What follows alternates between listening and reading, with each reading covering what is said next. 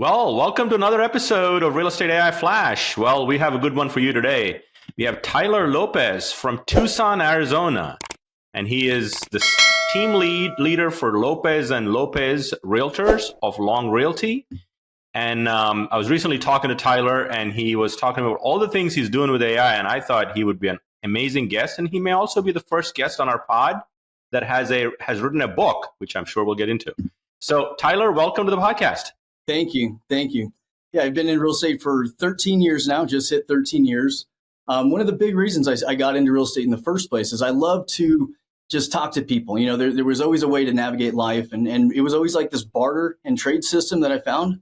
And I'll tell you what's crazy is that I didn't find out until much, much later in life that you could just start a business when you wanted to. I always thought you had to have LLCs and you had to have all these business coaches and bankers, and that just wasn't the case. So what had happened is when I was graduating college from U of A, there were so many fires that were going, and I wanted to have my hands in everything. And I was sitting around this table with my great aunt's wake. She had just passed away, and I'm sitting at this table with all these women there, and they're all really going in on me. Tyler, you should do this, and you should do this, and they all had these plans. I wanted to be a stockbroker, so finally we sit there. And I go, what is up with all these ladies? They're so just incessant. I need to be in real estate. And I didn't really understand why they were so pushy for it. But they were all the corporate people at Long Realty when we were at our local level. So those are all my aunts and all the people that really influenced me from the very beginning. And I'll tell you, it was the first check I ever got with a comma. You know, everything before was just tips and really just doing whatever I could to get by and meet the right people. And real estate just kind of seemed to be what the calling was. It was the most expensive thing that I could think to sell, but I had no idea what I was getting myself into because I was so young. But thank God I did, you know? Yeah, for sure. So how long so give us a little story in terms of how long you've been in real estate, and you obviously do north of 300 million in transaction volume in your short career. I mean, you're like, what, 30 years old? Well, I just turned 37. Oh, well, okay. You look not a day over 30 though. Yeah. So when I first started in real estate, there was this big group of people, and we were all very, very, active, all around about the same age. So there wasn't a lot going on in real estate in 2011. So some of us really latched on to some coaches and mentors. And, you know, at that time I was selling 30 to 40 houses a year. And that's really good. I mean, I thought that was very, very decent, but I saw some of these big guys selling hundreds, 200s, 300s of houses a year. And what I figured out is they needed to figure out their mindset. Then they needed to figure out their time, and then they needed to leverage those two things together in order to create a business and then duplicate that. So I got really into business coaching and real estate coaching, and we started selling anywhere from 100 to 200 houses a year ever since 2015 when I met Tana, who is now my wife, and she's the other Lopez and Lopez and Lopez. Yeah. We keep going. Our culture is very, very much based on giving, grace, and gratitude, which is our mission statement. And every day we're trying to really not just predict the market, but become the market so that when folks will call us, they know that we're active enough that we're the ones that are trying to create the market rather than wait for the market and hope our phone rings. So a lot of that has really developed into what my book is called, The Best Way to Do Everything Wrong, because along the way, with stubborn attitudes and people who have those deep personalities really want to excel, really get lost in the systematic process of it. So going back to that is I did everything wrong. I still don't know how to do the right way, but I do definitely know how to do it the wrong way. Yeah. And I have a copy of your book and I read it, and it talks about how you can turn mistakes into masterpieces, right? Absolutely. And you can't succeed at your level without making some mistakes and learning from them. And there's an attitude that behind it. So we'll put a link to the book in the show notes for all of you that you should definitely get Tyler's book. I think it's a great journey of how you can embrace mindset and action and not being afraid to make mistakes, right? Absolutely. There's a certain mindset to it. So obviously you're doing a lot of stuff with AI, but what was your first light bulb moment with AI? I mean, everybody's got their own thing, but what was yours, Tyler? What mine was when crypto started getting really, really big. I'm super massively into computers. I know it's where a lot of our life stays. I mean, it's where we focus. It's where we spend a lot of our time. And I saw a lot of very young people really getting a lot more advanced a lot quicker than I was, because I was confusing what made me smart with what made me intelligent. And a lot of these kids that were growing up, none of them were intelligent at all. They were just smart enough to go, here you go. So instead of me getting mad about that, as I was growing my team, I realized the people that I needed to attract were all the people that I was getting frustrated at. As we're growing up, we see the different generations getting more and more disingenuine with each other because one has it harder, one has it easier. But what it really takes is, why make life so much harder when you can make it perfect? I don't think I had this light bulb moment when I figured the biggest problem that I solve with any bit of AI is the understanding of it alone. So when I saw these kids being grown up in it, they don't really understand how it works, but they know how it works. They can't figure out how to reverse engineer it. And that's where my skill came in, because I went, you know what? If these kids can just, or like, I call them kids, but these are very successful people. Yeah. That we always considered they were shortcuts, until I could finally figure out that it's not a shortcut. It's a streamlined process to make sure that we don't make mistakes. Instead of testing and then failing, it's this streamlined thing where I go, I need to figure out how to make sure that all the things I believe are unique to me can be streamlined and processed in that same way to duplicate myself. And turns out that's not really incredibly difficult. You just have to know how. You have to know what your real goal is when you're doing that to duplicate yourself. I've always believed that, AI or any transformative tech favors the curious. Doesn't mean you're going to always get the answers you're looking for, but if you're not curious, you're not going to dig in, right? And to see how it can add. And running a successful team that you do now, you're always looking for efficient systems that take stuff off your plate so you can actually do the income producing activities, meeting clients, et cetera. So what are some specific AI use cases that you've sort of tried and true stuff that you've now incorporated into your team? Let's start talking about each of them. Yeah, sure. I don't want to give away all my secrets, but what I will say is the ability to have an ultra memorable system to be able to learn from you and compound on that, I think is a huge advantage. Yeah. It's not like we can see it as an assistant, but what we can see it as is, in this process, in what we do, we use this program to do this. It's an extension of our business, the same way that an email signature would work, or the same way that an order of photos would work, the way that we walk through houses. Using those systems and implementing those take out all of the guesswork of how is it going to be done when it's complete, rather than we can all decide, we know exactly how it needs to look, that we can all agree on, regardless of what anybody else thinks of. We're looking for more alliteration in what we do. And in order to do that, we all have to be on the same level of understanding of these systems. And what we find is there's very little understanding of really any of them. So I know this is a long-winded answer, but things like cloning my voice, I would say, is probably the most important thing that I've ever done. I think that when you have a different attitude when you wake up, or you have a heightened attitude, or you're on the phone, whatever it is, if you're doing videos and you need to get a message through to a client, the best possible thing that you can do is make sure that it is perfect for them. To not use things at your advantage like that, I can't imagine that that's not something that is going to be used every single day, all the time. The rest of the creative process, I think a lot of folks are going to be really long to wait for that, because it's really intimidating. But stuff like Sora, and I think you said you use Midjourney a lot, or something of that nature. The frustrating part about it is, I think it's too early for people to adopt it. But the way that we use all these systems, and I can name all of them. I mean, they're between ChatGPT, 11 Labs, HeyGen, Opus Clip, Perplexity. Synthesia is a good one. There's so many to get bogged down with, but figuring out how to streamline the things that are going to take your actual intelligence and thought process and say, I'm not going to be in a good enough mood, or I can't think well enough in order to do this. Those are all the systems that we're using. Let's just take care of the guesswork and just get to work and focus on the things that people are going to care about. And that's the high fives and hugs, the handshakes. 100%. I've always said, Tyler, that if you focus on AI automating the ordinary, so you can actually have the time to personalize the extraordinary, which is your client relationships, right?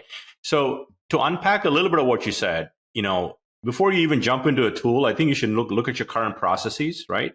So if you say, I do these things with buyers, I do these things with prospecting, here's my workflow, AI will fit into all of those things. If you then dig in, okay, I need to learn how to create video or audio. And you mentioned 11 Labs, there are unicorns in AI that do some things exceptionally well.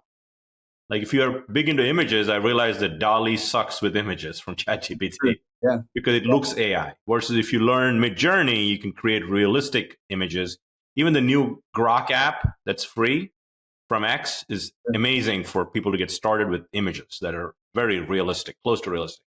So to your point, I think all of us are going to build our own AI tech stack that fits into our processes. And I think ChatGPT sits there for almost all of my tech stacks, but it's not the only one, clearly, you know. And to the other point you mentioned, I mean, most of people treat AI as an assistant, and that's a great place to start. But in my mind, if you treat it only as an assistant, I think you're shortchanging it because it can also be a thought partner. Yeah. Like what I did, and here's a good one for the listening audience, and custom GPTs. I built a bunch of custom GPTs in ChatGPT. One of them is I put all the things I want to do in 2025, completely trained it for my business plan, the whole thing. And now every quarter, monthly, I check in. It's almost my coach for my business plan. That's great. Right? So again, your imagination is the only limitation you have with AI, right? I absolutely agree. Yeah. Right? And there's so many things to explore, and there's so many things that may do all of one thing at once.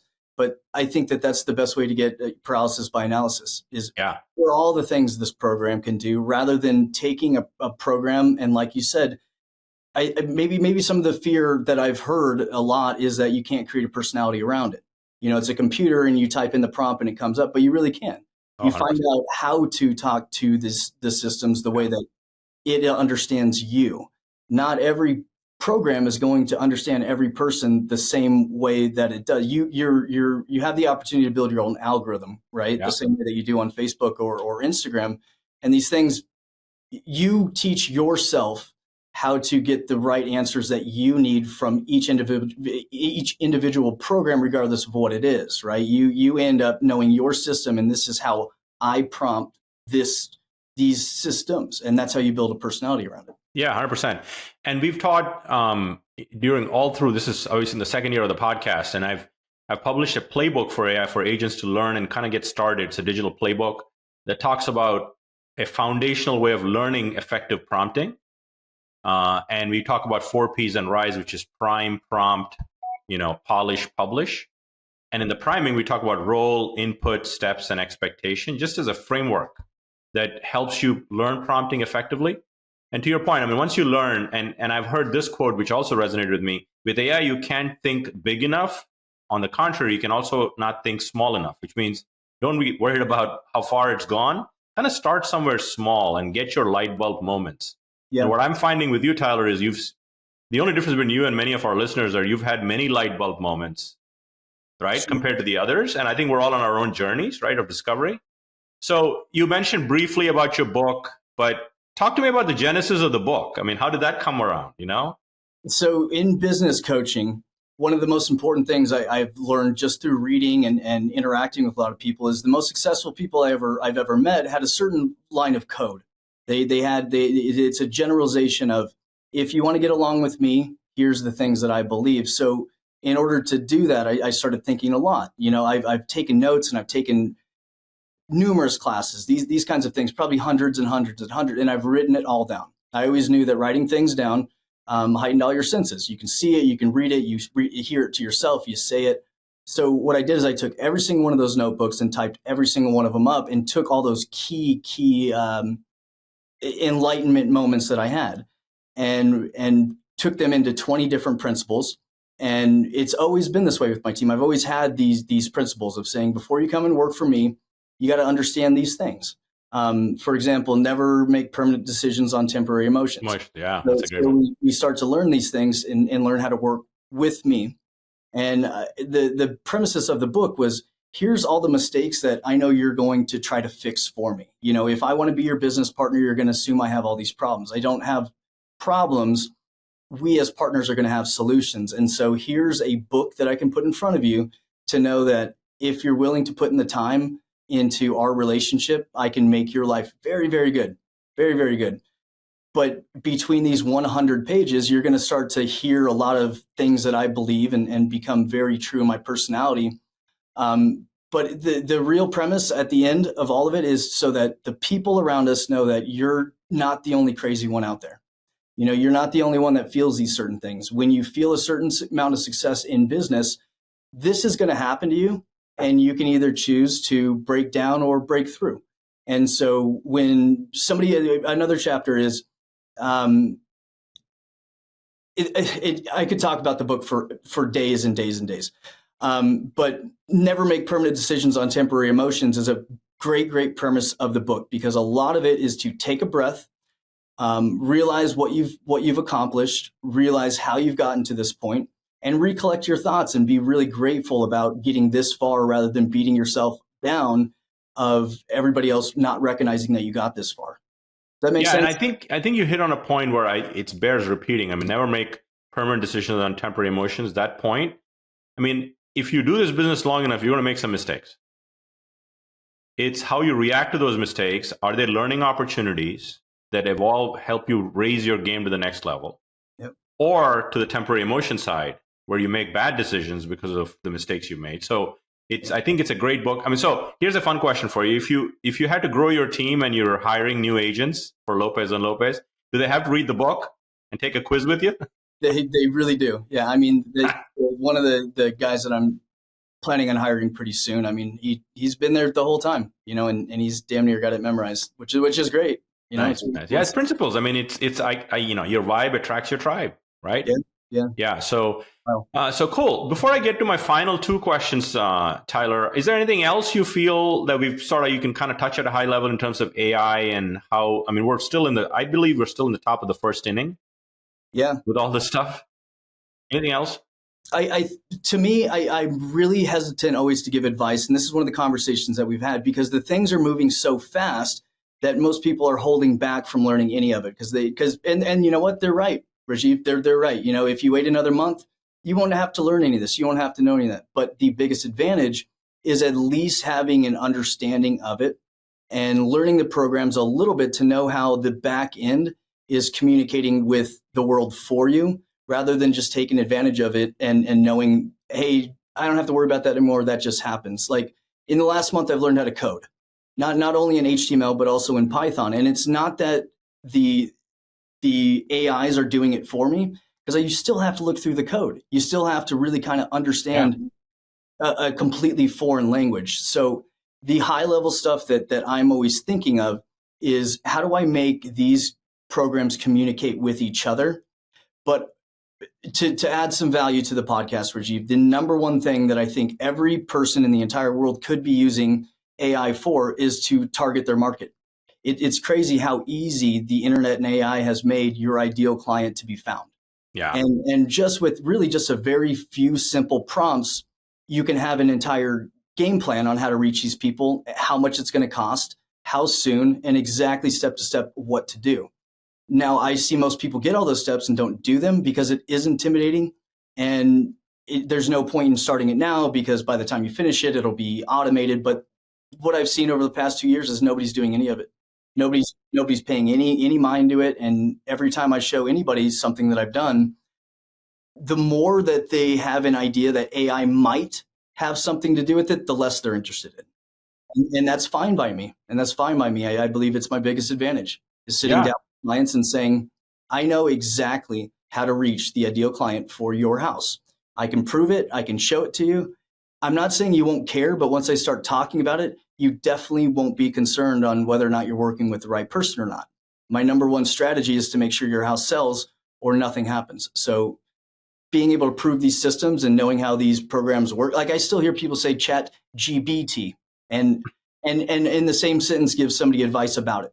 Yeah. So the more we can focus on the understanding of them and how to explain to people who really don't have an understanding of it, the more advantage you have in our market. 100%. And that's really when I started this podcast a little over a year ago now, it was about making AI approachable and actionable for real estate professionals. Although it's this big thing and it's moving, and I feel like the last 2 years, it's been like 10 years in normal technology, the speed of evolution, right? Nobody's ever seen that. But you should never have FOMO that you're missing out on AI, because nobody's keeping up there's a few hundred people in Silicon Valley that are keeping up. But I tell agents now that you should feel FOMO if you've never begun your journey with AI. You're in But trouble. at some point, you're going to be in trouble. There's be separation season. So very well outlined, Tyler. So my final two questions I ask all my guests. If you had to start your real estate career again or your younger self, what would be the one piece of advice you'd give agents listening that they should embrace? The difference between active and passive prospecting. Mm. Most agents spend the first 2 years of their career passive prospecting. I'm going to do open houses. That's hoping somebody walks through the door. I'm hoping that if I put an ad on the internet, somebody will call. The idea of active prospecting is asking people face to face for business. And moreover, if I would have gotten better, not better advice, but I would have heard it better, is that to be a fly on the wall is one thing, but to be a helpful person at the table and communicative without being disrespectful is just being prepared for that meeting. It's, people will show up to certain meetings and go, what do you have for me? And when they're competing against me, the client will look at me and go, what do you have for me? And I have everything for them. Yeah. So I didn't know that I had to have those things prepared. You don't have to know just about anything about real estate, but you do have to be as prepared as humanly possible. That's what clients are hoping for. So instead of doing, geo farming, instead of doing open houses, instead of putting your phone number on Facebook and hoping somebody calls, that's going to work eventually. But all that is passive. You're crossing your fingers, hoping something happens rather than asking for the yes or asking for the no. And as soon as I started doing that, my idea was to find 10 people who can give me 10 deals a year. And that's when my life changed. So I instead of going a mile wide, I went a mile deep. Yeah. And so take care of people better and find the people that matter the most to you, because when days are really, really hard, it's incredibly hard to deal with more than 10 people. I'll tell you that. It really is. That's great advice. Great advice. So the last question is about a book or a podcast besides your book, which we've obviously covered. What is the one book or podcast that has probably made the most impact in shaping you today? Bigger Pockets. I don't think they get enough credit. When I started flipping houses very, very young, I thought I was a genius. I remember arguing with different lenders, and they weren't figuring out what I was trying to talk about. So what I wanted to do was buy a house with cash, fix it up, and then go do a cash out refinance. So what happened was all the banks at that time, since all the REOs and everything that was happening in the market, they hated that that was even a thing, that anybody could buy a house with that much equity. It just wasn't a thing. So going to a lender and saying, hey, I want to cash out this much and I have a loan at $100,000. Every lender had a problem with it, but there was no issue. It's the Burr method. And I thought it was a genius when I was doing it. So buy, renovate, rent, repeat, or refinance, repeat. And I did that a bunch of times until I started listening to the Bigger podcasts. They've been doing it for a year prior to me. And so that moment, everybody that I've ever known in real estate, between Rich Dad, Poor Dad and Bigger Pockets, that will teach you everything you need to know about real estate and investing. It really is. I mean, it's first and foremost. I mean, I think it's a prerequisite to real estate to listen to first 50 episodes of Bigger Pockets and read Rich Dad, Poor Dad. Yeah, for sure. Well said. Well, Tyler, this has been fun. Great. You know, and I'm hoping I can see you in Tucson when I'm there for your Agents of Change event later on. I think in April. April 10th is the date. Yeah.